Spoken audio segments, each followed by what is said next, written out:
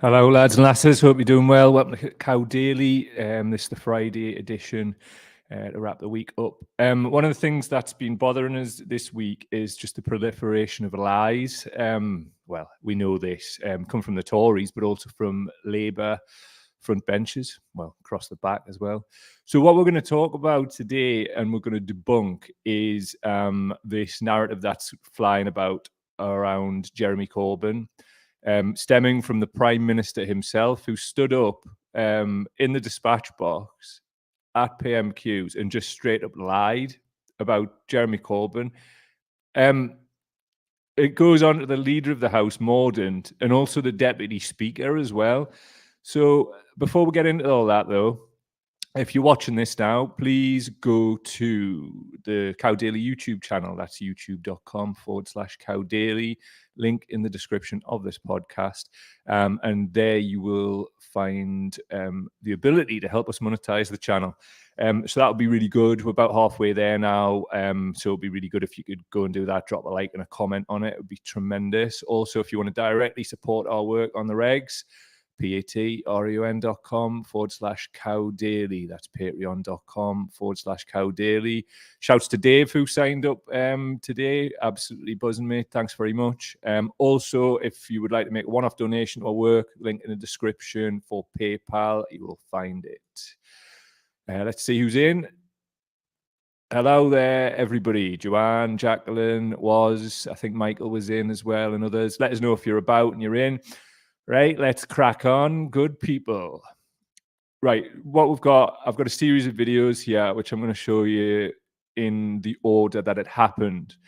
And then afterwards, we're going to debunk absolutely every bit of it. It's startling what's allowed to pass as, well, I was going to say politics, but we know politics is bad. Discourse, just common decency. But anyway, this is how it started. Sunak got himself up there talking his shit, and he's obviously trying to make a name for himself. But this is off the back of Starmer leaving him an open goal. Here we go. The right honourable gentleman. Front rows. Can we just calm it down a little? I do want to hear the replies. You're covering your mouth's not helpful to me or you. Come on, Prime Minister. Mr. Speaker, the right honourable gentleman rightly raised the topic of national security, because it is important. But this is the person who in 2019 told the BBC, and I quote, "I do think Jeremy Corbyn would make a great Prime Minister."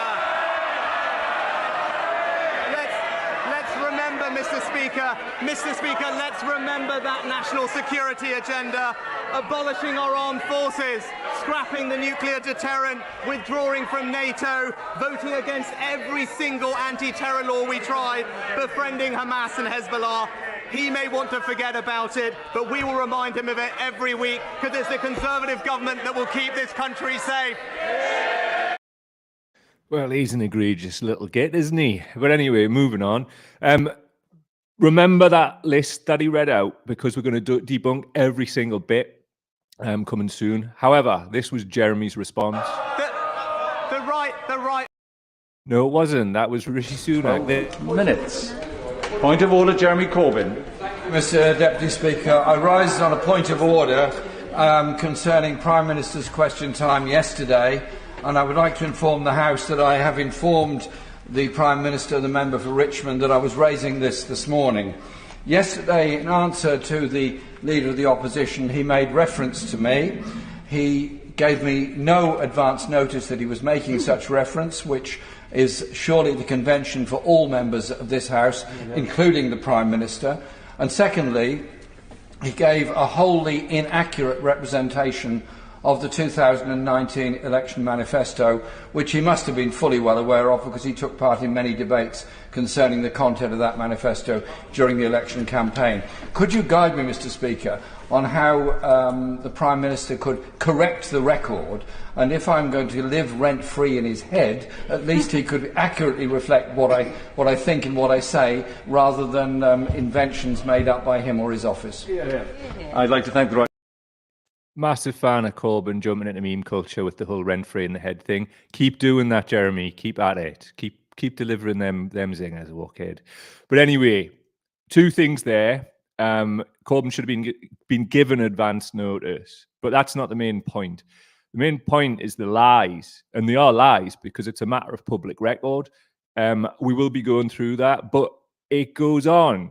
This is the response from the Deputy Speaker of the House, but also the Leader of the House. And bearing in mind, the Deputy Speaker is meant to be impartial. Check this. Forward notice of it. Members are, of course, responsible for the content of their own remarks in the Chamber.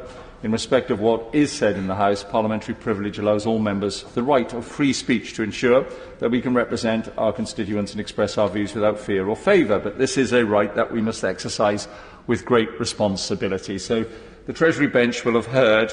Well, let me just finish and then I'll call the leader of this. The Treasury bench will have heard that point of order, and I'm sure it will be passed on to the Prime Minister. Further to that point of order? To that point of order, in all seriousness, as you know, Mr Deputy Speaker, I take rules on giving members notice very seriously, whether it's visits to constituencies or mentioning it in the House. So I shall certainly follow that up. But I suspect the Right Honourable Gentleman should be prepared for him to be discussed, and in particular the Leader of the Opposition's support for both him and the manifesto that he stood on, to be mentioned on at least a weekly basis. And if he would like to help correct the record, he could publish the manifesto that he stood on, which would have weakened this country and dismantled NATO. All right, we'll take a further point of order on that, and then that's going to be it. I'm grateful to the Leader of the House for what she's just said. The manifesto is freely available. Had it resulted in a Labour government, we would not have such poverty, such food banks and such misery in this country today. It would appear that it is not only the Prime Minister who lives rent-free in your head, Mr Corbyn. Separate point of order, Mr Wiggin. Firstly, what the hell is that supposed to mean? It's not just the Prime Minister who lives rent-free in your head, Mr Corbyn. Breaking that down, he shouldn't be saying shit like that at all. The impartiality is clearly out the window. Also, what does he mean? Because Jeremy had just talked about food banks and all of the horrible poverty that the Tories, but before that, Labour had created the conditions for what we see now. So what's the thing he's trying to mug Corbyn off about? Also, Mordaunt, right? What is this about treating Jeremy as if he's like some kind of like non-person, like he's not an elected representative of the people in Islington North? Like, treat him exactly the same as everybody else. You're meant to have all these protocols and you're always banging on about respect. Oh yeah, we're going to be mentioning it at least once a week. Well, Penny, how thick are you? Like, or would you mind publishing the manifesto that was like available like throughout 2019 and continues to be available on the Labour Party website? Like, what the hell are these people on about, man? There's not very clever people who are, it seems, who are elected. I guess there's maybe like a few that are, and they just control all these idiots who are there for the gravy train. I don't know. But this kind of crap, ridiculous.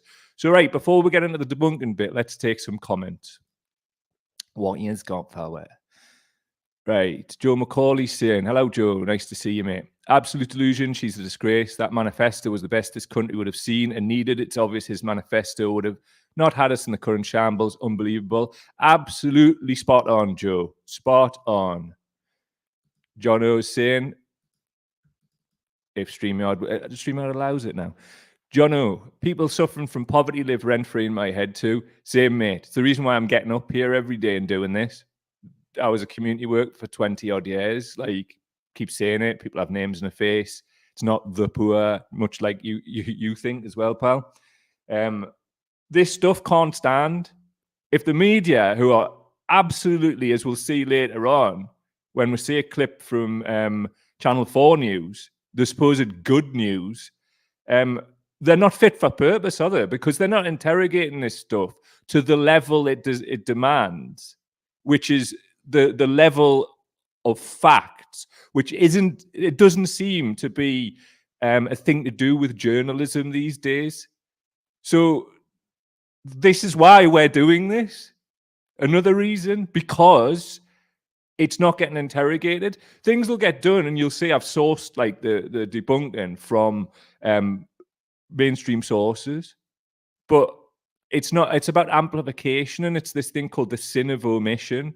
They will omit this kind of stuff and not amplify it to the level of the slander. So whenever you go to point out, well, hold on a minute, when's this getting corrected? They'll point to this article I found buried on the BBC website and go, there you go. Ridiculous, isn't it?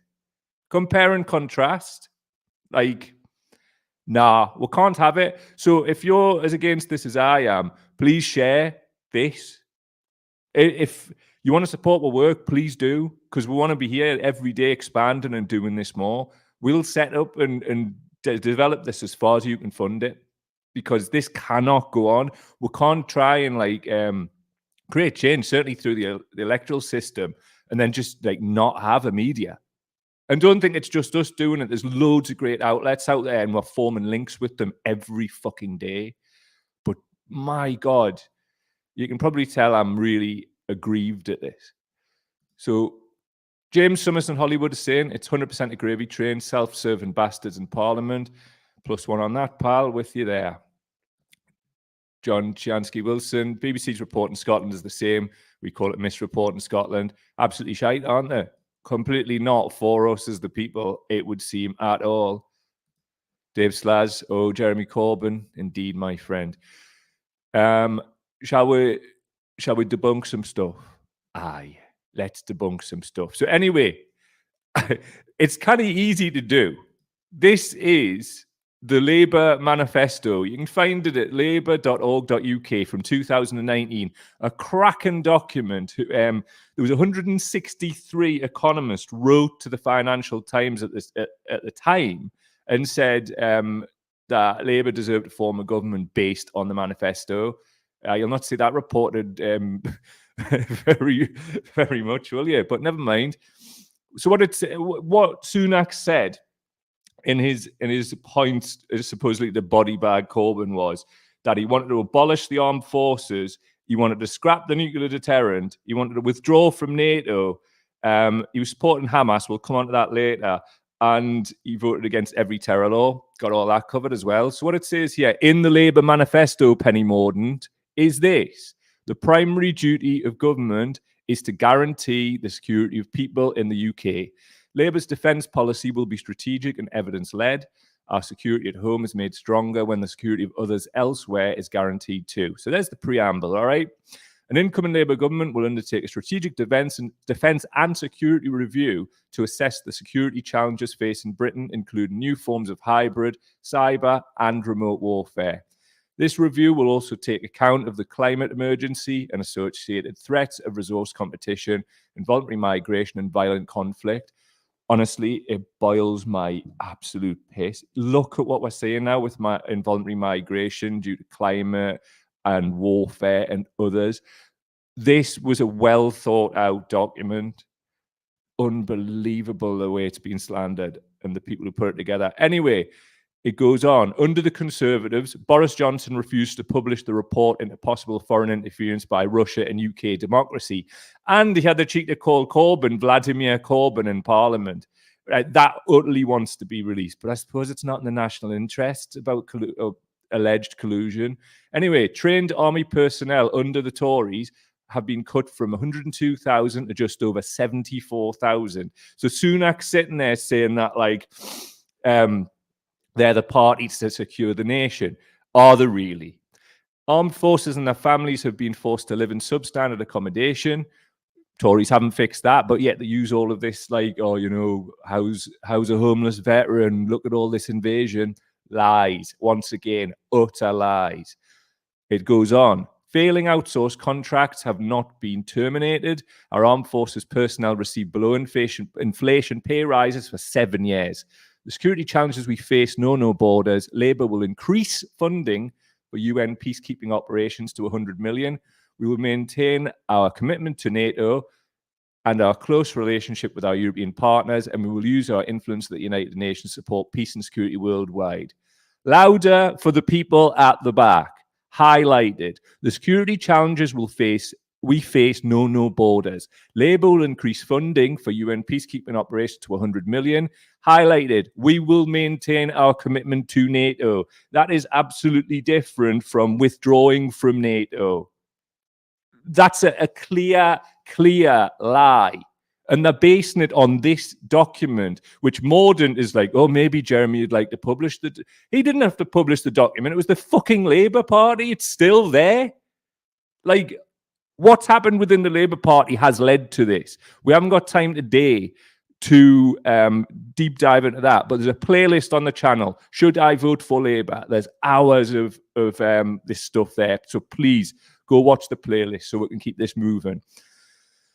And we will maintain our commitment to NATO and our close relationship with our European partners, and we will use our influence that the United Nations support peace and security worldwide.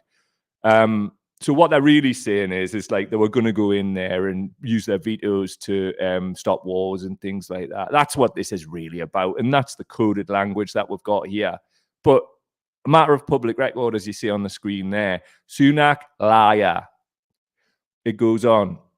Labour will publish a defence industrial strategy white paper, including a national shipbuilding strategy that keeps all Royal Navy and Royal Fleet auxiliary shipbuilding contracts in the UK to secure a long-term future for the industry and its workers. Fantastic.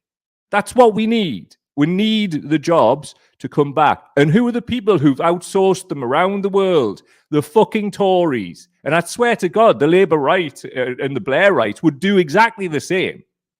This is fantastic and what the world needs, and it would have solved a lot of bloody problems in terms of jobs and the narrative around immigration and things of that nature. Because these are things that haven't just like happened overnight. They've been happening for a long time. Who remembers Labour's mug during the Ed Miliband era where they'd sort out immigration or whatever it said? Absolutely ridiculous. It goes on. And listen to this one. Labour supports the renewal of the Trident nuclear deterrent. Sunak, liar, got up in Parliament and said scrapping nuclear deterrent. Where's the fucking... Seriously, where's the accountability? It shouldn't be left to people like us to like have... This isn't even accountability. Because like not everybody who needs to see this is going to see this. It's crazy that the media are just complicit in this. But when you actually look at who funds these things, it's not that bloody crazy, really, when you think about it. I should probably calm down a little bit. I'm skipping my audio, so I'm just adjusting it there, just so I can shout a bit more. So anyway, it's going on. Labour supports the renewal of the Trident nuclear deterrent. I'm going to say it again. Labour supports the renewal of the Trident nuclear deterrent. It couldn't be any clearer there in the Labour manifesto referenced in Parliament, which nobody appears to be doing anything in terms of correcting the record. Crazy. Labour will also actively lead multilateral efforts under our obligations to the Non-Proliferation Treaty to create a nuclear-free world. That's just part of international law. That's been signed up to. Like, I mean, like, or you mean somebody's actually going to do something to the letter of the law now? Also, it goes on. Labour's commitment to spend at least 2% of GDP on defence will guarantee that our armed forces are versatile and capable of fulfilling the full range of roles and obligations. Isn't it bloody ironic, right, that the so-called, like, traitor party, or, like, led by Corbyn at least, they are the ones who would have funded the armed forces because they know we need a defence force. Nobody's bloody disputing that. We just don't want to be going off on all these oil wars and creating refugees down the line and having the problems that we are now facing. Honestly, I swear to God, like when us as a movement were the people trying to get this, get Labour elected in 2017, 2019, if you've never watched before, absolutely wouldn't do that now. But when we were doing that, when we talk about the trauma that we faced, it wasn't about some losing a fucking football match or something like inconsequential. It was about millions of people living in poverty, but also the lies around it. This manifesto was fucking brilliant. Well, it was decent enough. For me, it needed to go further. But Look at the absolute state of the discourse around the 2017 and 2019 elections. Shite. I mean, I'm sitting here on my own in the fucking studio, screaming into a fucking camera. I'm so fucked off about this now. And I don't give a fuck about politics at all. I'm only doing this whole politics shit because this is one of the methods where you can actually get people fed who are hungry. Like, if we don't try, or like whatever small contribution that we're making to correct the record here, then lies get around the world before the truth has a chance to put its fucking boots on. So please, if it's not this bit of content that we've made, share somebody else's who's done it. Whatever it is, man, please don't be belittled by people, because the problem is now, flying monkeys were created because people were brought into the like voting for the Tories. Like, obviously Brexit was used as a leverage and whatever. We all know this. And now it's like that football match mentality where it's like, haha, you got done, you got beat and all that. Not realizing that it's completely and utterly against their own interests. Like, these are people that I grew up with, man. These are people we all grew up with. Like, Corbyn didn't get in. And I don't care about Corbyn either, really. I care about him as a human being. But it's the way people pitch that. It's what he symbolizes, you know what I mean? And what he symbolizes to us is very different what he symbolizes to other people.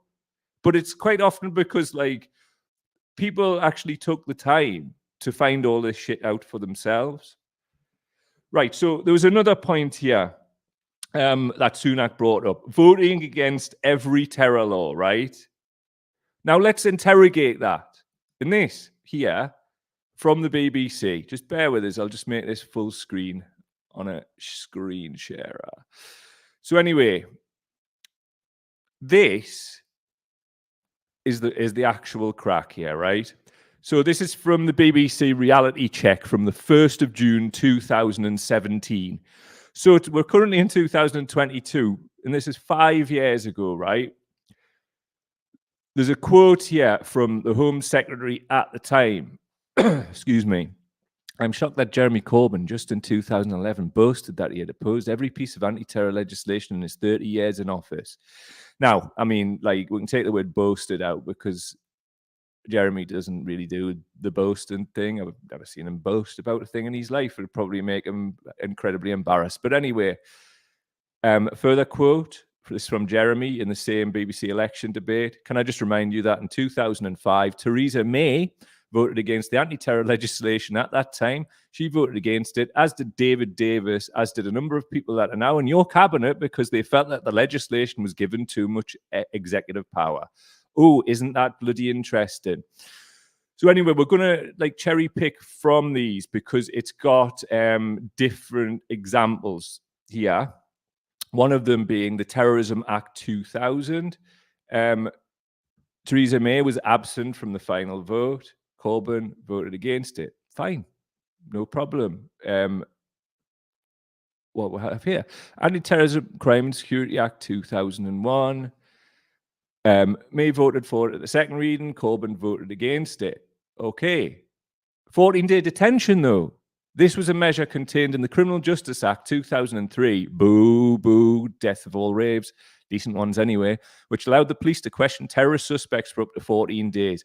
Theresa May voted against it. Corbyn voted against it. Context, the Conservative front bench opposed the act, saying it gave too much power to then Home Secretary David Blunkett. And I agree.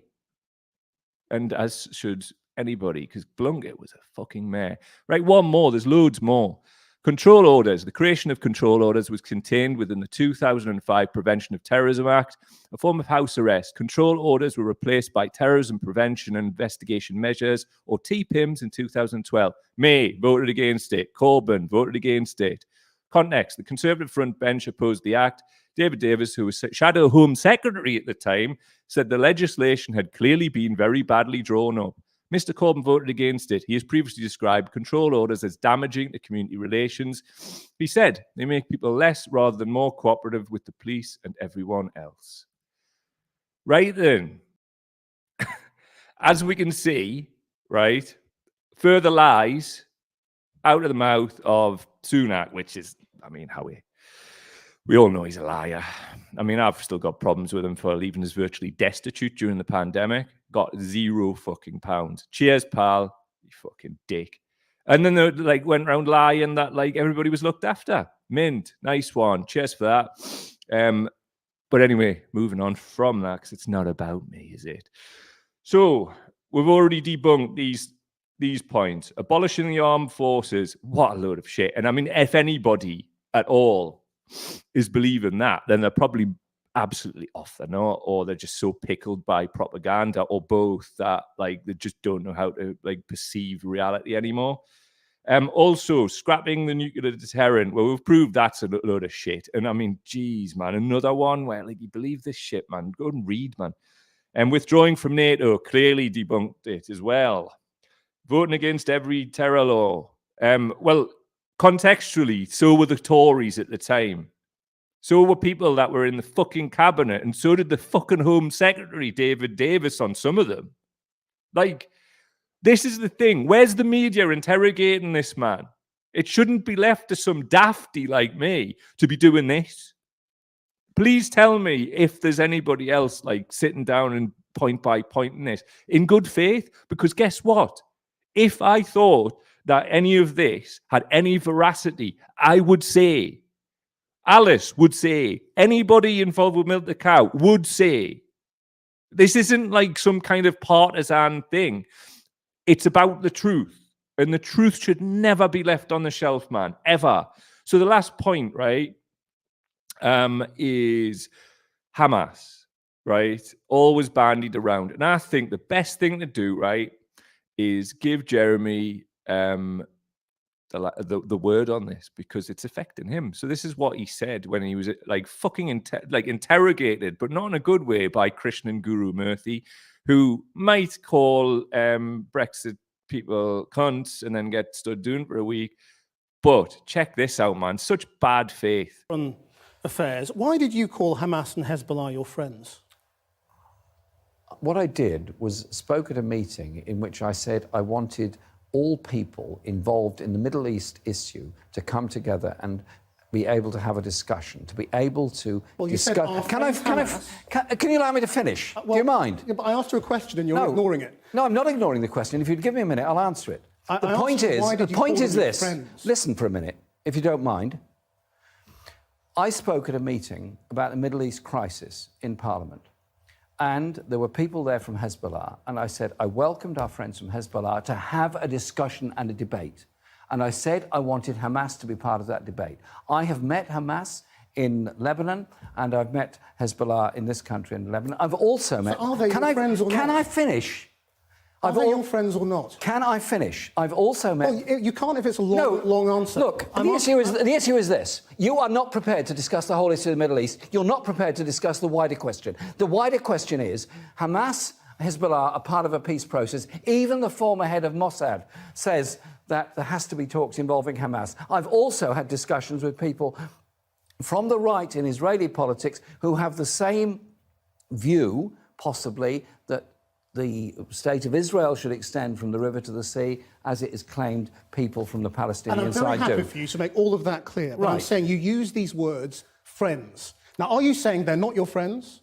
Or are you saying they are your friends? I'm saying that people I talk to, I use it in a collective way, saying our friends we're prepared to talk to. Does it mean I agree with Hamas and what it does? No. Does it mean I agree with Hezbollah and what they do? No. What it means is that I think to bring about a peace process, you have to talk to people with whom you may profoundly disagree. There is not going to be any peace process unless there is talks involving Israel, Hezbollah and Hamas. And I think everybody knows that. But as you know, the controversy is around you calling them friends. And you've explained, I think, that when you said that, you didn't mean that they're friends. Is that fair? I used it in a collective way at a discussion, and you're trying to trivialise the whole issue of the Middle East. You're trying to trivialise the whole discussion about how you bring about a long-term peace process. I like it when Jeremy gets angry I mean, like, I'm not saying he should do it more because, like, I'm the person who should get angry less. So that would be a bit of a hypocrite to be, I can't even really speak on that, you know?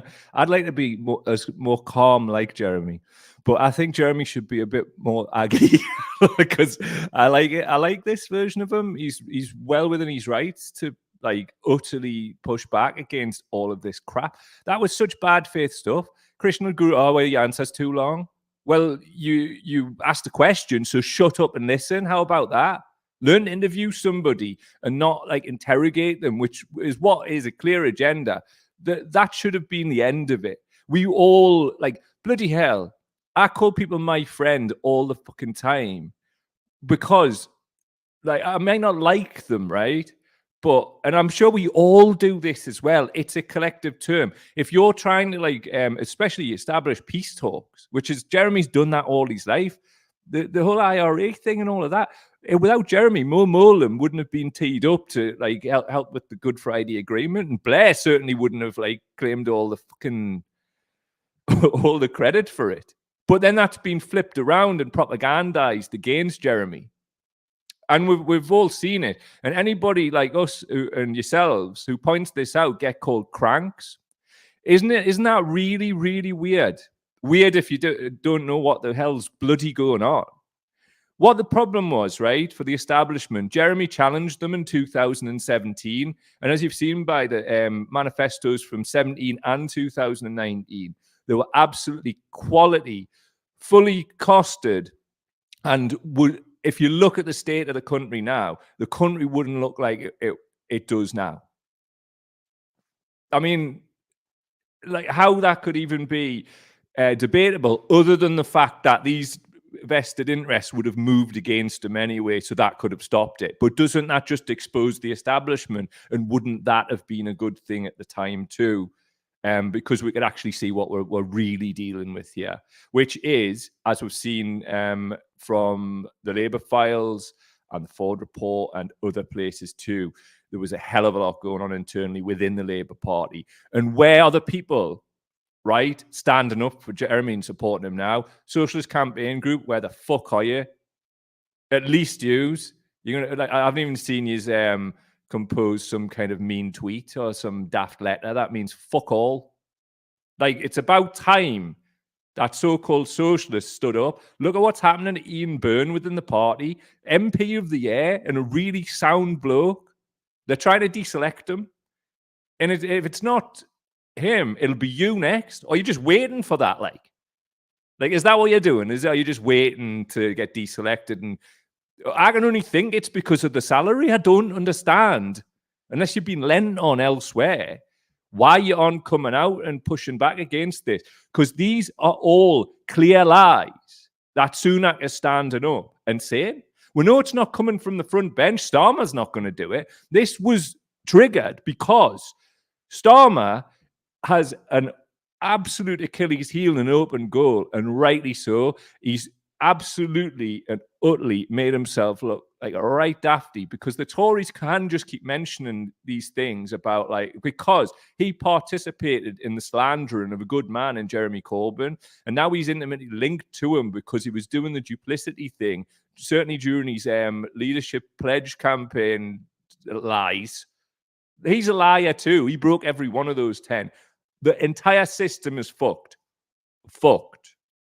And we need to understand that. Now, we need a new party. It's absolutely clear. And I don't for 1 minute think that, like, the ballot box is the only solution to this at all. But we need to start generating some hope. So, Jeremy, they all hate you. We love you. How about fucking them off, jumping in with us and others, getting it moving? Let's fucking do it, man. It's been time to do it. We need it. We need the unions, the Mick Lynches, the Dempseys, the Pidcocks, all of that. Ask Laura Pidcock about that in a podcast that came out publicly yesterday, came out for patrons last week. If you want to see that, it's freely available for everybody on YouTube, Spotify, and Apple Podcasts. Also, going forwards, if you want to see things early, see things first, sign up to PAT, reon.com patreon.com/cowdaily. That's patreon.com/cowdaily. And you'll get early access to those podcasts there. Nice community building up, and really nice to see the upsurge in patrons since we've been going daily. Honestly, man, like every time one comes in, it's not just the money, it's the fact that you believe in us. And for the longest time when I was ill and whatever, I didn't even believe in myself. And if it wasn't for people like messengers like yourselves and people in my life, I don't even know where what would have happened. So thank you. Seriously, thanks. And I don't want this to come over like some kind of mad monetary grift, because it's not. We just need to keep the fucking lights on. We need to keep holding the bastards to account. And with your help, that's exactly what we're going to do. And we'll keep turning up. Let's take some comments before we go on.